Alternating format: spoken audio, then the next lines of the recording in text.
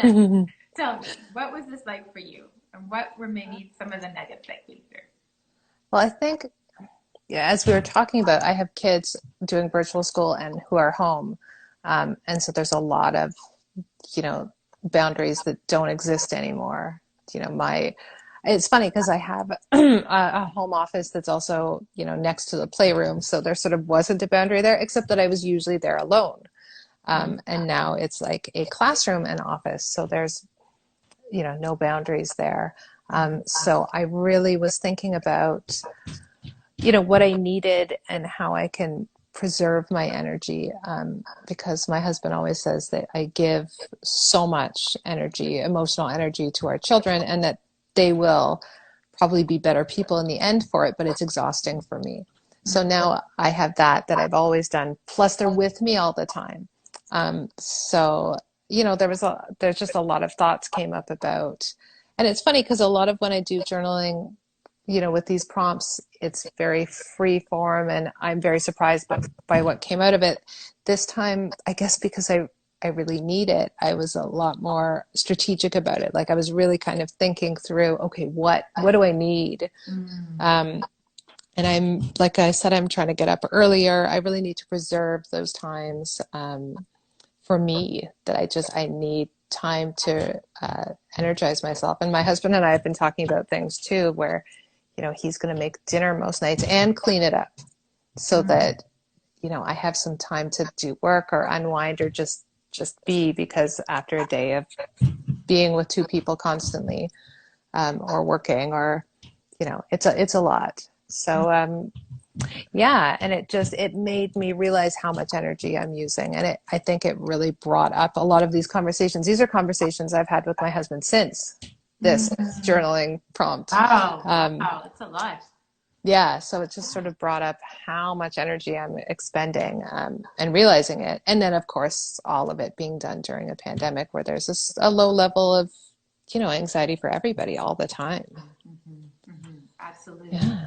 absolutely. And so the boundaries were like basically stepping back a little bit and finding the places where you can have renewal or someone else can take over, it sounds like. hmm Mm-hmm. hmm Mm-hmm. And also, there's also a lot of around parenting where I know you've had Sarah Rosensweet on the show, and I love her, and I follow a lot of what she says, and I try and use it. But I was always really good at, again, the giving of the emotional energy, but I wasn't as good at the setting boundaries and saying, no, I'm going to say no to that kid because this is not happening today, and I'm getting better and better at that. So those are boundaries I'm working on as well.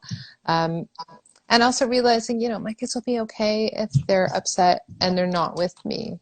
Like I now say, please go to your room and calm down. And when you're ready to speak to me, just let me know. This isn't a timeout. You're not locked in your room. But, right now is not a good time for us to have this conversation. Let's both go away and come back. And that's not something I would do before. It's something I've been working on for a while, but it did, again, this prompt sort of brought it forward again. Like these are things I need to remember, so that I can preserve my energy, or at least I have a chance to calm down as well, so it doesn't turn into a standoff.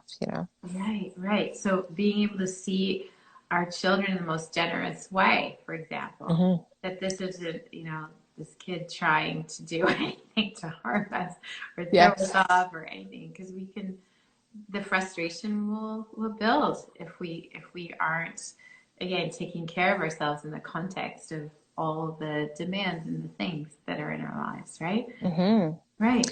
Yeah. And it reminded me, Sarah Rosensweet actually posted something that I wanted to read because I thought it was so interesting and kind of pulled all of this together. It was on a social feed. It was our anger and frustration comes from the discrepancy between what our children should be doing and what they are doing. Letting go of should helps us find our compassion, which really it was sort of similar to the prompt, except very child focused. Like, but still, it's that same idea of setting boundaries, or even maybe letting go of some parts of it, Yeah. in order to like have that space. Absolutely. So yeah, so the should like the should like usually gets us into trouble. hmm The should is the again the discrepancy as she mentioned. And it's like, hmm well, what is this exactly? Mm-hmm. Like, what is actually happening? And usually it's a manageable scenario, right? But Yes. it's that discrepancy, that the judgment about that Mm-hmm. has us reject it, push against it, and create more distress. So absolutely. So wonderful Mm-hmm. that you had this kind of time of really reflecting on what do I need to do for myself, really, so that I Mm-hmm. can feel more like yourself, like